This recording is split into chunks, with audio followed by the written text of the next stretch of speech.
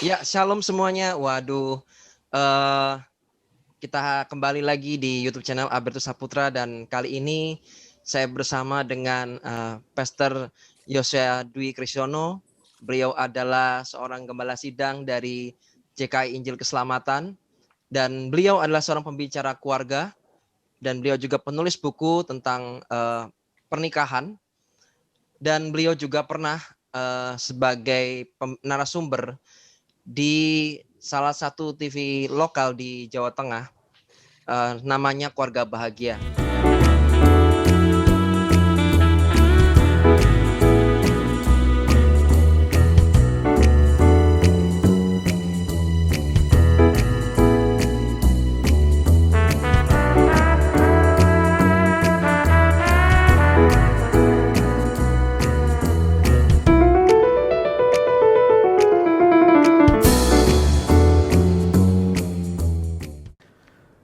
Salah satu yang menyenangkan dalam pernikahan adalah tidak sendirian. Artinya suami istri ini mereka bertekad jalani apapun berdua. Saya belajar dari kehidupan saya, dari rumah tangga saya.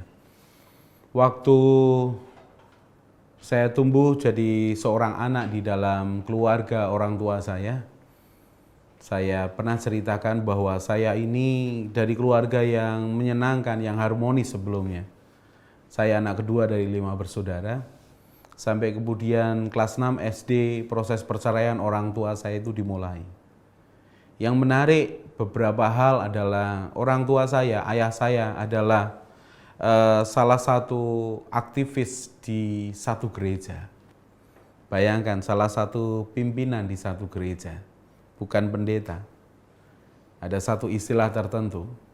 Dan saya belajar dari kejadian itu bahwa jabatan gereja, jabatan pelayanan, bukan merupakan jaminan kehidupan rohani seseorang.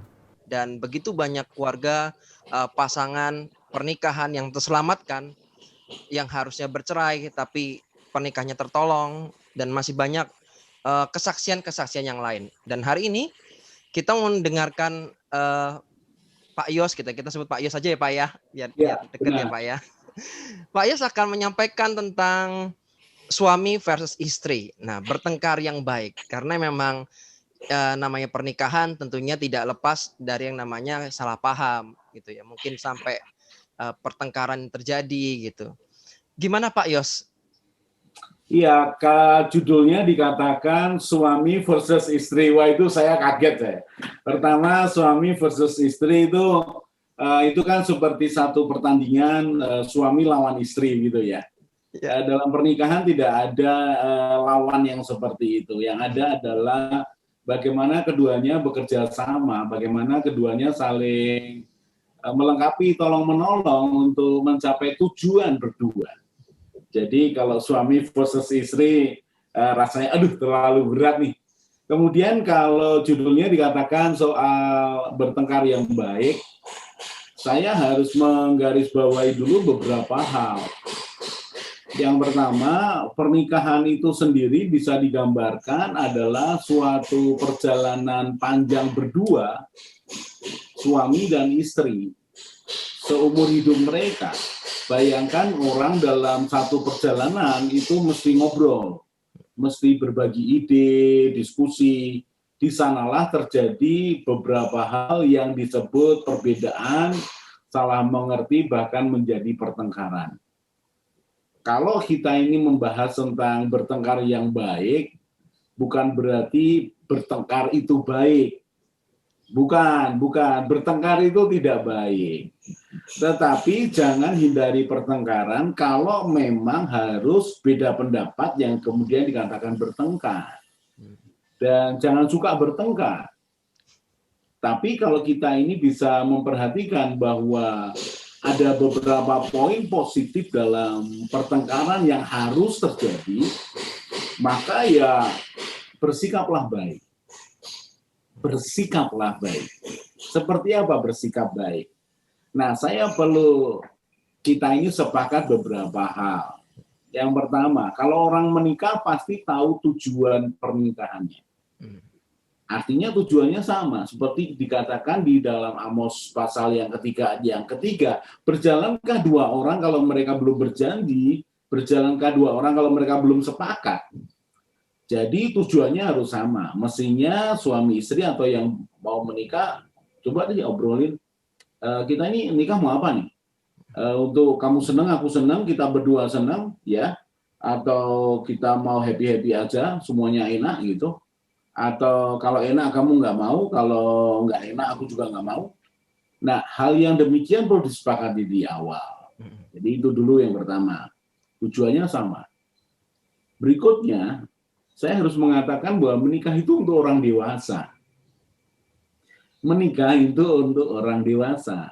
Menikah bukan begini, seorang dewasa dengan satunya anak-anak atau berjiwa anak-anak. Maka ya kasihan siapa Pak? Kasihan dua-duanya. Yang dewasa juga capek, ya, mengasuh dalam tanda petik anak-anak ini, apakah itu suami atau istri, ya, karena anak-anak itu kekanak-kanakan bisa terjadi dalam hidup laki atau perempuan. Dan pernikahan itu untuk dua orang dewasa. Dua orang yang mengerti tujuan hidupnya, mengerti siapa dirinya, mengerti kekuatan dan kelemahannya, punya niat untuk bekerja sama membangun akan kehidupan pernikahan, kemudian bisa melengkapi, bisa menolong, bisa berkorban pada titiknya, tetapi tidak sakit. Berkorban tapi tidak sakit. Nanti dalam bertengkar yang baik, kata berkorban tetapi tidak sakit ini akan terus muncul. Karena kalau suami istri sedikit-sedikit baper, maka ya sekali lagi menikah hanya untuk orang dewasa. Repotnya lagi yang menikah adalah anak-anak dengan anak-anak. Nah itu Pak. Itu dia. Itu Pak. Kalau yang menikah anak-anak dengan anak-anak, mereka tidak punya konsep tentang kehidupan, tidak punya konsep pernikahan, tidak punya konsep bagaimana berkomunikasi dengan baik. Kemudian mereka tidak punya konsep bahwa masing-masing punya tanggung jawab, kemudian mereka juga punya tanggung jawab bersama. Sekali lagi ya, masing-masing suami punya tanggung jawab, istri punya tanggung jawab, lalu mereka punya tanggung jawab bersama. Nah kalau anak-anak itu kan tidak tahu, anak-anak itu kepinginnya kan main, seneng, happy ya, jalan-jalan, apa yang diinginkan harus dituruti, kan begitu kan? Nah kalau kehidupan kayak begitu, mateng dah kita berat kalau seperti itu. Pernikahan hanya untuk orang dewasa. Orang dewasa itu tahu kapan bicara, tahu kapan waktunya diam. Orang dewasa itu tahu sesuatu yang tidak berguna untuk diucapkan, dia tidak akan ucapkan. Seorang dewasa itu tahu bahwa apa yang disampaikan akan membangun, walaupun harus dengan sedikit tensi tinggi, suara yang meninggi. Tapi kalau itu harus dilakukan, seorang dewasa pasti akan melakukannya. Bayangkan ya, kalau sudah punya anak, lalu anak sudah kasih tahu tentang ini jangan loh, nah ini jangan dilakukan loh. Kemudian dia tetap begitu, maka dari suara yang lembut saudara akan naikkan suaranya. Betul. Jangan, berbahaya buat kamu. Nah, orang dewasa tahu kapan bicara dengan halus, kapan bicaranya meninggi. Ya, punya tujuan yang sama. Dua-duanya harus orang dewasa. Kemudian menikah itu hanya untuk orang yang berani. Berani ya Pak ya? Berani. Berani apa ini? Berani berubah. Berani belajar. Berani mengaku. Berani minta maaf. Berani mengakui kekurangan. Berani diam. Bahkan berani untuk melewati sesuatu yang menyakitkan dengan pasangan. Menikah itu hanya untuk orang yang berani. Lalu bagaimana dengan orang yang tidak berani? Dia akan diam, dia akan salah sikap, dia akan keluar dari pertandingan. Atau dia akan pasif. Nggak peduli. Udah, terserah kamu. Aku nggak peduli lagi. Udah, terserah kamu maunya apa. Nikah hanya untuk orang yang berani. Nah, kalau anak-anak kan itu kan anak-anak kan penakut, loh. Di beberapa hal omongnya besar, tapi ketika dihadapkan pada sesuatu kan dia takut. menikah untuk orang yang punya tujuan, orang dewasa, orang yang berani. Oke, 3 hal itu aja saya garis bawahi sebelum kita bicara soal bertengkar yang baik. Ya, nah bertengkar yang baik. Kita tidak bisa lepaskan dari dasar soal komunikasi. Iya. Apakah komunikasimu itu sehat? Pertanyaan saya. Mengapa? Komunikasi yang sehat seperti apa, Pak? Komunikasi yang sehat terbangun ketika dua orang dewasa ini, ketika A menyampaikan akan informasi, maka B menerima informasinya, memahami, kemudian merespon untuk kepentingan bersama. Bukan merespon untuk kepentingannya sendiri. Ya. Contoh nih, seorang suami ngomong nih, ini ngomong kosong nih ya, Mah, aku ini pengen ganti sepeda motor nih, sepeda motornya udah kuno. Nah, istrinya kalau sehat ya, dia akan tanya karena dia belum paham kan, dia gali. Lah, kenapa Pak ganti? Kan juga masih bisa jalan, masih baik aja. Sudah nggak model lah. Istrinya nangkep bahwa sudah nggak model. Bukan masalah fungsional. Ya. Nah, beda kan? Beda. Nah, kemudian istrinya akan ngomong, emang duit kita cukup. Lalu sang suami ngomong, rasanya ya mepet sih. Lalu mereka bicara, menghitung ini itu, sampai kemudian kesimpulannya setelah setengah jam, 1 jam bicara, maka sang suami sadar. Nggak dulu lah, nanti malah nyusahin kita ya, Mah ya. Maka itu saya sebut komunikasi yang sehat. Ya. Nah, sekarang saya beri contoh komunikasi yang tidak sehat. Gimana, Pak? Kasus yang si suami ngomong, Mah aku kelihatannya mau ganti motor nih, motornya sudah nggak enak nih. Langsung nih, sang istrinya nggak mikir, sudah kayak begini, susah, banyak urusan, sudah kredit ini, itu apa, dulu apa, wah, terus ngungkit segala macam. Apa yang terjadi? Sang suami diam atau gantian marah. Iya. Marah karena merasa aku baru ngomong sedikit, kamu sudah ngomong ribuan, dan kamu tidak memahami yang aku maksudkan, dan kamu ngotot begitu aja, ribut.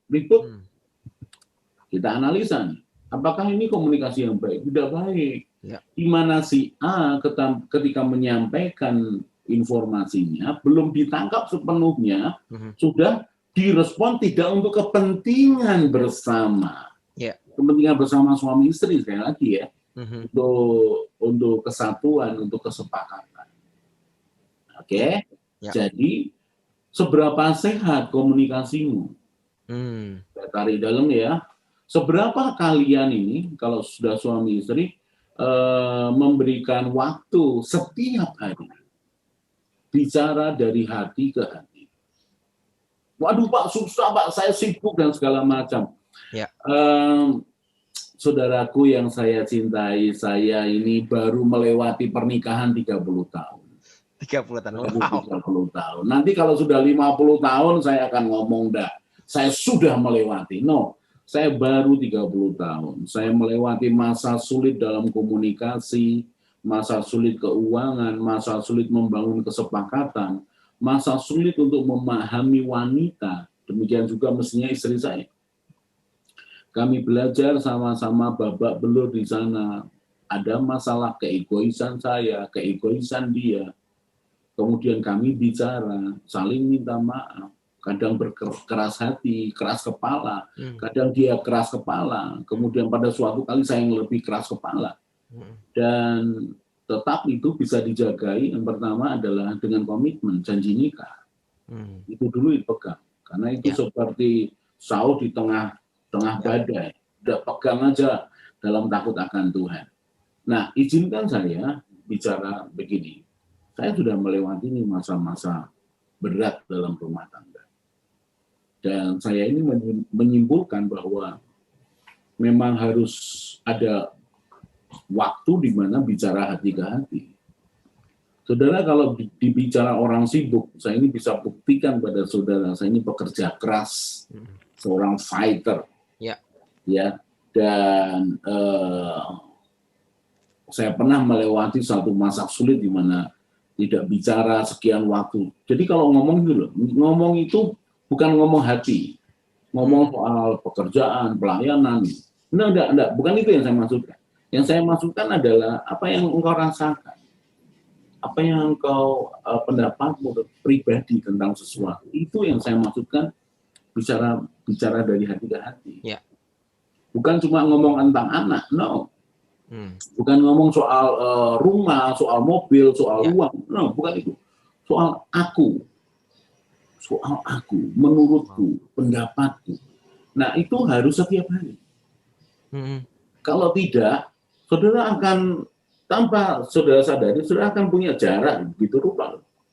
Dan begitu ada jarak, komunikasinya akan kacau. Ya. Pasti. Ngomong sedikit, ini nggak terima. Lo maksudmu apa? Lo kamu nggak ngerti. Mungkin begitu. Betul. Paham ya? Jadi bangunlah pernikahanmu dengan komunikasi hati setiap hari. Komunikasi hati setiap hari. Ya. Nah, kalau komunikasi hatimu ini baik, ya, maka tinggal melatihnya. Contoh nih ya, kita mulai masuk ke topik bertengkar, beda pendapat. Ya.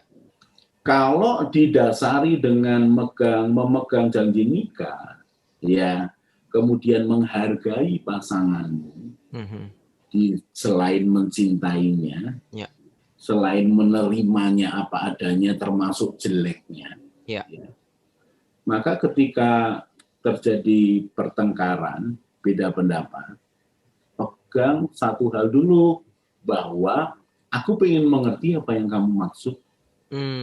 Nah, itulah orang dewasa, orang punya tujuan, orang dewasa, orang berani baru bisa. Ya. Kalau saudara egois, ya, kalau kamu ini egois, pokoknya aku mau ini, dengarkan aku. Ya, bukan komunikasi dua arah, pasti akan benturan, paham ya? Jadi ketika menyampaikan sesuatu, kemudian tidak paham, ya mesti sabar. Yang satunya diam. Ini saya katakan, berani diam. Orang dewasa tahu kapan waktunya bicara, ya diam.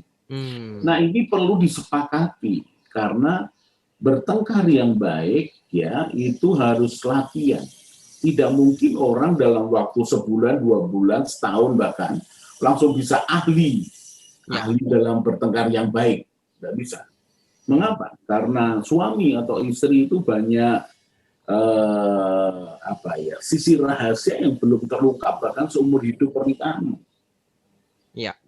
Yang akan ketemu di tahun ke-5, tahun ke-7, tahun 12, ya ampun, aku ternyata tidak kenal kamu di titik ini. Tahun ke-15, ya ampun, yang ini aku nggak ngerti, ternyata kamu seperti ini. Berarti ya. So, jadi ketika mau, saya harapkan begini, evaluasilah komunikasimu apakah cukup sehat. Tadi, ketika suamimu bicara, engkau bisa memahaminya. Ketika engkau bicara, suamimu bisa memahaminya. Latihanlah ketika tidak emosional. Latihanlah ketika tidak bertengkar. Oke. Contoh nih, saya ini karena sudah puluhan tahun ya dengan istri dan kami latihan. Kebetulan kami berdua itu narasumber keluarga bahagia di radio. Kami ini dua-duanya kanselor, jadi kami melayani Tuhan, jadi kami ini saling belajar. Dan waktu itu, di sekian puluh tahun yang lalu, kami ini awal belajar. Maka kesalahan saya dan dia adalah ketika kami bicara pada titik emosi, baru terbuka. Itu salah ternyata. Harusnya bicara ketika santai. Gitu. Ya kita coba sih kita latihan bicara yang baik. Coba kamu cerita apa lagi? Terus cerita, ya, 2-3 menit lah, terus berhenti. Saya sebagai pendengar, saya mengungkapkan dari apa yang saya terima. Saya ulangi gini, oke, jadi maksud ceritamu adalah ini, terus gini. Oh enggak. Hmm. Kaget saya. Loh, saya ini merasa saya ini komunikator ulung loh. Tapi ternyata untuk memahami kamu, orang yang paling dekat, yang aku cintai ini ternyata nggak semudah itu ya. Hmm. Terus akhirnya saya diam. Terus dia cerita lagi, gini loh maksudnya. Jadi ada, taruh umpamanya 4 poin ya. 3 poin itu saya nangkep. Poin yang keempat itu loh saya nggak nangkep. Mengapa? Hmm. Ada sisi wanita yang harus muncul dengan pertimbangan dan perasaannya. Itu yang saya nggak masuk. Hmm. Lalu ketika saya ulangi lagi di titik itu sulit. Kok bisa? Coba ulangi lagi. Dan itu kami lakukan di sela-sela kami ngobrol, bicara soal anak, cara pandang soal anak. Itu baru, sekali lagi ya, perhatikan, ini baru saya menangkap satu arah loh. Iya. Belum saya merespon loh. Betul. Belum kalau kita bicara satu topik. Ini kan hatimu kepadaku, hatiku kepadamu. Nah sekarang kita belum bicara soal satu topik nih. Iya. Bagaimana menurutmu tentang ini? Dan itu tantangan. Siap-siap, saya katakan siap-siap beda pendapat tuh. Ya. Orang dewasa ketika beda pendapat dia nggak marah. Betul. Dia tahu bahwa yang memang beda pendapat. Ya sudah, jangan. Saya pesan nih ya buat para perempuan nih, jangan paksakan. Repotnya itu gini, perempuan tuh pengen semuanya kelar sekarang. Ya. Sekarang juga semuanya. Nah sementara laki nanti dulu lah, besok lah, ya. sok lah gitu. Nah dua perbedaan laki perempuan ini dalam komunikasi berat. Kalau diterus-teruskan dan dua-duanya tidak mau belajar, paham ya? Jadi kalau memang belum bisa, ya sudah di suspend, ya ditunda pada titik memang beda, tapi bukan berarti akan menghancurkan janji nikah kita. Ya. Ini kan perbedaan pendapat, ya. Tidak akan mengurangi cintaku kepadamu. Tidak akan mengurangi perhatianku kepadamu. Ya. Itu kan beda pendapat. Nah, kesalahan banyak orang adalah mencampur adukkan ini, di-mix begitu rupa sehingga ya kamu beda pendapat, ya aku nggak suka sama kamu, makanya kamu tidak aku layani, bla bla bla. No, please, mari saya balik lagi. Pernikahan untuk orang yang punya tujuan, orang berani, ya orang yang dewasa, orang yang berani. Nah, kalau komunikasimu itu sudah baik nih, ya sudah baik, tinggal dinaikkan, ditingkatkan. Hambatan komunikasi adalah ketika kita ini ketemu dengan perbedaan. Ketika dengan persamaan itu enak-enak aja lah. Tapi ketika ketemu perbedaan, maka tiba-tiba, loh kok kamu punya pandangan kayak begitu? Pandanganmu kayak begini loh. Kok kamu kayak begitu? Terus kalau orangnya baper, kamu nggak perhatian lagi ya, kamu nggak cinta, kamu kok nggak sama aku. Nah, itu anak-anak. Ya. Orang dewasa tahu perbedaan. Paham ya? Kalau umpamanya harus bertengkar, beda pendapat, sepakati. Ya. Bahwa pertengkaran ini tidak akan merusak janji nikah kita. Wow, luar biasa. Pertengkaran ini ya tidak akan mengurangi cinta kita. Wow. Sepakati dulu. Artinya kalau itu akan mengurangi, mengiritasi, berhenti. Kita bahas nantilah. Ya kelihatannya kita ini masalah peka. Saya dengan istri karena sudah latihan terus, ya tahu bahwa mana yang peka, mana yang tidak peka. Begitu sesuatu yang peka, maka salah satu kami akan ngerem, bahkan kedua-duanya bisa ngerem, udah kita ganti topik deh. Yang ini kelihatannya belum ketemu nih, kita belum ketemu. Jangan paksakan, sekali lagi, jangan paksakan semuanya selesai dalam satu pembicaraan. No. Kadang butuh panjang. Sekali lagi, saya berikan gambaran di awal, pernikahan itu seperti perjalanan dua orang ngobrol sepanjang hidupnya. Ada ketawa, ada senang, ada serius, ada nangis sama-sama, ada bertengkar. Ya. Tapi kalau bisa ditangani dengan bertengkar yang baik, maka salah satu keuntungan orang bertengkar, kamu ini loh bisa tahu isi hati suamimu atau istrimu. Wow. Karena ketika emosi sebenarnya pintunya hatinya itu terbuka nih. Lihat, Open. yang tadinya disimpan-simpan itu, kamu tuh ternyata wah, kelihatan. Itu maaf ya, saya pakai istilah keuntungan bertengkar. Kita ini bisa memahami akan hati pasangan kita, pandangan pasangan kita, bahkan apa yang dialami pasangan kita. Kalau saya boleh katakan, pertengkaran yang baik membuat kita akan lebih mencintai pasangan kita. Jadi pertengkaran yang buruk akan mengiritasi, menyakitkan hati hubungan suami istri. Nah, tapi kalau pernikahanmu, ini sorry ya, bukan orang dewasa dengan orang dewasa, satunya anak-anak, satunya dewasa, ya saya hanya mengatakan, peganglah janji nikahmu dan minta tolonglah Tuhan tolong kalian. Jangan pernah merendahkan pasangan. Dalam pertengkaran yang baik perlu disepakati. Yang pertama, jangan mengungkit kesalahan masa lalu tanpa alasan. Nah itu Pak yang sering Pak. Nah ya kan, yang sering. Mungkin masa lalu tanpa alasan. Kalau ada hubungannya, ada alasannya, it's okay. Yang sering terjebak di sini, maaf ya, para wanita ini terjebak untuk mengungkapkan perasaannya, kemudian arah pembicaraannya nggak jelas. Ya. Pria lebih tidak punya perasaan. lebih berpikir logis gitu ya, berpikir logis. Jadi sepakat jangan mengungkap masa lalu yang tidak ada hubungannya. Kemudian yang kedua, jangan menghina. Jangan merendahkan. Tadi kan jangan merendahkan. Apakah merendahkan keluarga ataukah merendahkan secara fisik atau merendahkan harkat dia sebagai manusia yang dicintai itu. Jadi ya. Jangan mungkin masa lalu, jangan merendahkan. Kemudian jangan memaksakan selesai. Ada kalanya rondenya masih banyak. Ini bukan makanan ronde Salatiga loh, bukan. Ini ronde demi ronde yang kalian berdua sebenarnya belum pada titik dimensi yang sama untuk memahami. Masalahnya di situ. Paham ya? Kemudian jangan membocorkan rahasia ke orang lain. Ceritakan soal permasalahanmu ke orang lain itu masalah. Apalagi itu orang tuamu. Jadi jangan ceritakan masalah rumah tanggamu ke orang tuamu.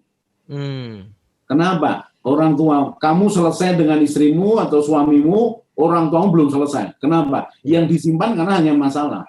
Kecuali gini, kamu cerita masalah, kemudian kalau ini baik, kamu cerita yang baik. Itu pun tidak akan menghapus akan memori buruk soal istrimu atau suamimu. Jadi jangan cerita. Betul. Jangan bertengkar di depan anak. Jangan pamer pertengkaran di depan anak. Buat apa? Mau kasih contoh anak. Mereka belum memahami. Lihat kalau sudah terjadi gimana Pak? Kalau sudah terjadi, ambil waktu yang tenang, yang baik, lalu minta maaf. Ya, saya lakukan berkali-kali. Karena kadang ya, satunya lost control. Lost control, kemudian ya sudah, mau nggak mau bertengkar. Kemudian sekian waktu, sekian hari, sekian 1-2 minggu kemudian, ambil waktu dengan anak-anak ngobrol. Bukan cuma satu loh. Dengan suami, istri, dan anak-anak. Bahwa dalam pernikahan hal begini biasa. Bahwa ini harus dihadapi perbedaan. Tapi yang penting papa mama ini tetap setia, takut akan Tuhan, tetap saling mencintai. Kan tadi makanya pertengkaran ini tidak akan mengganggu akan komitmen janji kita. Pernikahan ini tidak akan mengurangi cintaku kepadamu. Menarik kan? Berarti dijelaskan gitu ya Pak ya, ada waktu terus dijelaskan kepada si anak bahwa pertengkaran tidak terus merusak pernikahan. Bangun pengertian yang benar kepada anakmu sesuai dengan tingkat pertumbuhan mentalnya. Karena untuk anak di bawah 6 tahun mereka lebih banyak terima kesan. Betul. Tapi kalau 6-12 mereka sudah mulai sedikit mikir. Kalau 12-18 mereka mulai menganalisa. Ya. Sehingga kalau pertengkaranmu di depan anakmu yang 6 tahun ke bawah, tunjukkan setelah pertengkaranmu bagaimana kamu sayang dia, kamu berdua saling menyayangi sebagai suami istri. Karena anak 6 tahun ke bawah belum bisa memahami. Ya. Dia menerima kesan. Paham ya? Paham. Kesan, oh ternyata, oh enggak, papa mama bertengkar, kemudian, papa mama seneng kok. Aduh, pelukan lagi, seneng sama aku, terhapus. Tapi kalau sudah 6 tahun ke atas gitu ya, beri dia pengertian. Bahwa inilah hidup. Ya. Ya. Jadi jangan bertengkar di hadapan anak-anakmu, tapi kalau memang harus bertengkar, ya bayar itu dengan memberikan penjelasan, pengertian setelahnya. Begitu. Ya. Itu Terus, ternyata sudah hampir setengah jam deh. Hampir setengah jam. Mantap. Mantap. Oke, setelah ini kita akan masuk di episode berikutnya. Jadi teman-teman atau Bapak Ibu Saudara yang mungkin lagi melihat tayangan di channel ini, please di-share ya. Karena ini kan jangan sampai apa yang disampaikan, inspirasi yang disampaikan hanya berhenti di Bapak Ibu atau Anda atau teman-teman yang lihat di channel ini. Jadi pastikan teman-teman juga share supaya makin banyak orang yang tercerahkan gitu ya, banyak orang yang akan terselamatkan rumah tangganya, ya terselamatkan pernikahannya. Oke, kita akan jumpa lagi di sesi kedua ya. Kali ini sesi kedua kita namanya Tanya Pak Yos. Nah, ini juga pasti seru banget. Saya sudah mendapatkan pertanyaan banyak dari para teman-teman semua untuk ditanyakan kepada Pak Yos. Gitu ya. Kita jumpa di episode berikutnya. See you, bye-bye.